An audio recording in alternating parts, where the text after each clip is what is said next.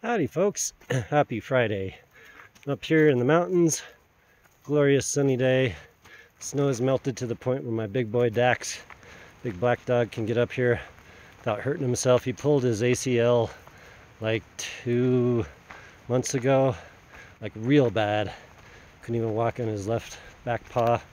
And just recently, finally I had to make him stay home and do less hiking for a while so he could heal, and finally he's putting some weight on it, and it's really good to see him enjoying this.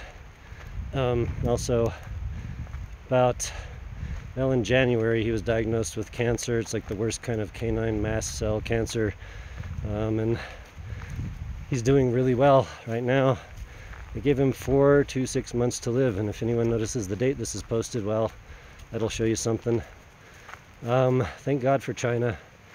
Thank God for Chi-Fi medicine. I'm just joking, it's not Chi-Fi.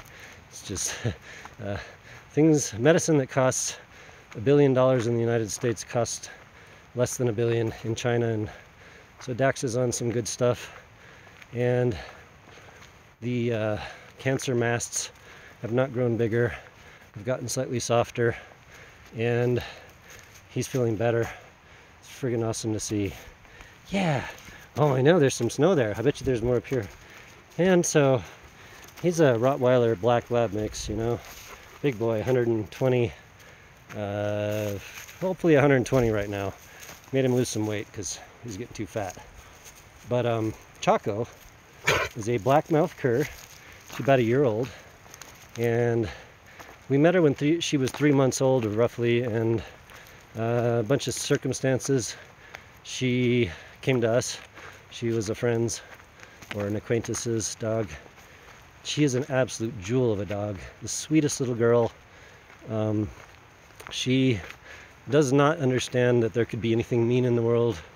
Everything is awesome. Everyone is friendly, and every dog needs to be played with.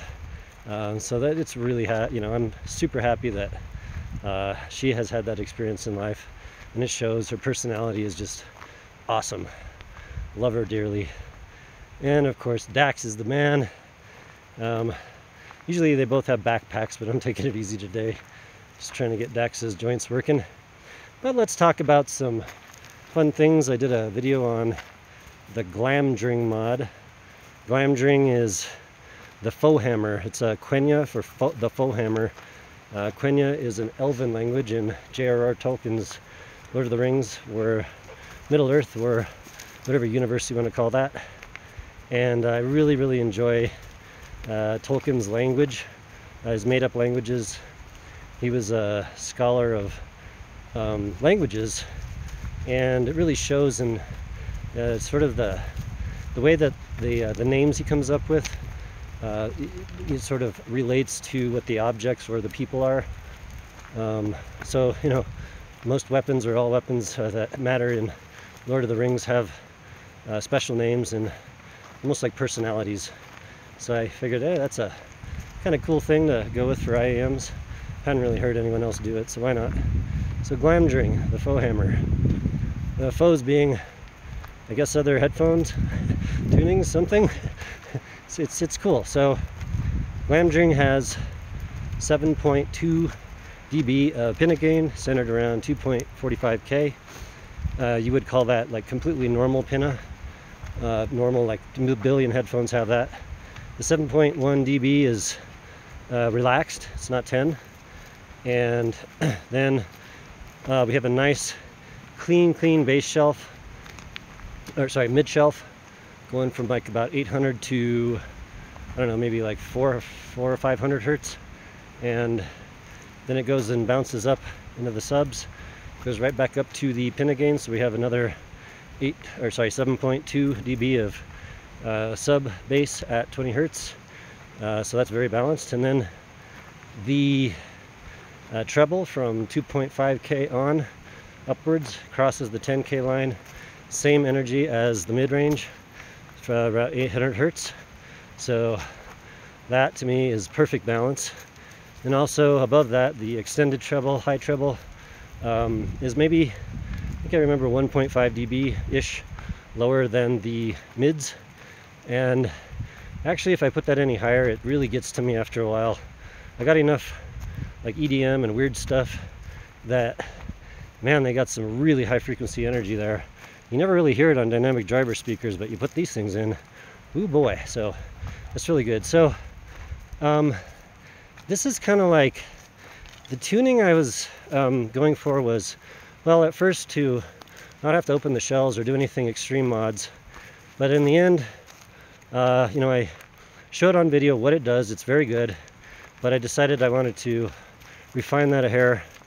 So I brought the bass down to, like, on video the bass is higher than the pinna, and that's if you don't do any vent mods, but I did the vent mods using micro needles, little tiny pokes in the dampers on both sides to bring the bass down. Got to do it on microscope, so I don't even bother, but if you do it right, then you don't lose any subs. It's just the whole bass shelf comes down a hair, so super killer. And in the end, so this is sort of an exercise that I wanted to create like the quote-unquote perfect graph. I'm a relaxed pinna gain army dude, so that allows you to hear a little more of the stage, a little better. And you got to do it right. If you don't do it, stage overwhelms the center focus of the music, which would be the vocals or the instruments. That's no good. So I think it's a really, really good place for that to be. The stage pops when it needs to and chills when the center mids need to pop. And I was listening just a little while ago to some vaporwave, and the tuning is like super clean. It is not like the warmth factor is right smack in the middle. It's not analytical and it ain't warm. It's like that sort of sweet spot, which usually works for most genres. I wouldn't say it's the best at a certain genre, but like, I don't like to tune stuff I can't play everything with. I find that to be a fail, and I feel like you're doing something wrong. So that's the way my tunings will be. So it's not analytical and not warm. It's right. It's a Goldilocks style timbre. And I'll say this. I talked about subs are not all they're cracked up to be, and I still believe that. But this tuning is, like I said, it needs to be like the ideal tuning that anything and everything will work with. So that means some subs.